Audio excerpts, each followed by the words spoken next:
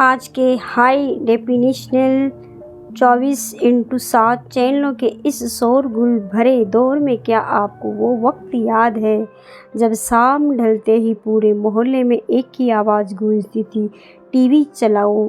वो था दूरदर्शन का जादू, एक ऐसा जादू जिसने पूरे भारत को अपने मोह पास में बांध रखा था। एक ज़माना था जब हमारे घरों में केवल एक ही चैनल होता था, दूरदर्शन, और यकीन मानिए उस एक चैनल में वो दम था कि आज के सैकड़ों चैनल मिलकर भी वो बात पैदा नहीं कर पाते।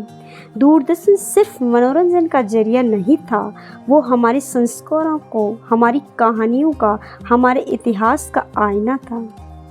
सोचिए, जब इतवार की सुबह रामायण और महाभारत का प्रसारण होता था तो सड़कें खाली हो जाती थी, गलियों में सन्नाटा पसर जाता था, हर घर में पूरा परिवार हाथ जोड़कर श्रद्धा से इन कहानियों को देखता था। ये सिर्फ टीवी के शो नहीं थे, ये हमारे घरों में जीवंत हुए वो पवित्र ग्रंथ थे जिन्होंने हमें मर्यादा, धर्म और न्याय का पाठ पढ़ाया है। क्या आपको याद है वो रोमांच जब अतिथि देवो भव की बात करने वाला लव कुश सामने आता था, या जब धर्म और अधर्म के बीच कुरुक्षेत्र का युद्ध छिड़ता था और अर्जुन के रथ के सारथी बनते थे, श्री कृष्ण रोम रोम खड़ा हो जाता था। लेकिन दूरदर्शन सिर्फ देवी देवताओं तक सीमित नहीं था, उसने हमें हमारे अपने समाज से रूबरू करवाया। हम लोग ने भारत के हर मध्य वर्गीय परिवार की कहानी सुनाई, वो छोटे छोटे संघर्ष, वो उम्मीदें, वो सपने। मानो लगता था कि बलदेव लाजो और उसकी बेटी बड़की हमारी अपनी फैमिली का हिस्सा हो।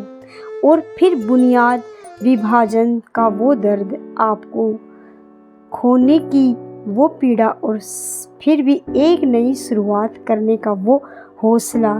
बुनियाद ने हर दिल को छू लिया, और हंसी हंसी के फव्वारे भी दूरदर्शन पर कम नहीं फूटे।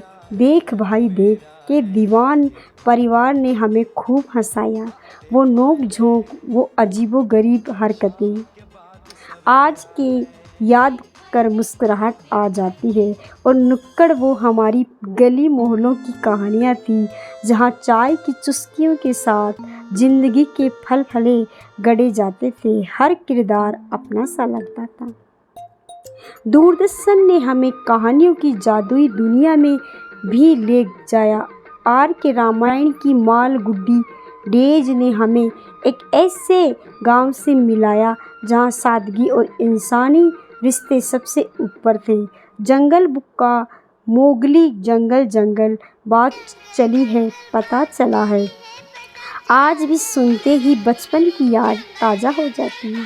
वो दोस्तों, वो रोमांच, वो मस्ती, और हमारे पहले सुपर हीरो शक्तिमान, जिसने हमें अच्छाई और बुराई का फ़र्क सिखाया। वो कहता ना छोटे छोटे मगर मोटी बातें, और फिर चंद्रकांता का वो जादुई संसार, लितिस और एरी चंद्रकांता की कहानी, देवकी नंदन खन्नी, ये सुनते ही मन में एक अलग ही रोमांच पैदा हो जाता था। दूरदर्शन फिर एंटरटेनमेंट नहीं था, वो हमारी संस्कृति और ज्ञान का भी संरक्षण था। सुरभि ने हमें भारत की अद्भुत कला, विरासत और परंपराओं से रूबरू कराया, और क्विज टाइम क्विंट सोचने पर मजबूर किया, हमारे ज्ञान की परख की, और भारत में क्विजिंग की एक नई परंपरा शुरू हुई। वो IPS अधिकारी, चाणक्य की राजनीति, सूझबूझ, ओम नमः शिवाय की भक्ति, विक्रम और बेताल की दिलचस्प पहेलियाँ, तेनालीराम की चतुराई, फ्लॉप शो का व्यंग्य, जबान संभल के की कॉमेडी।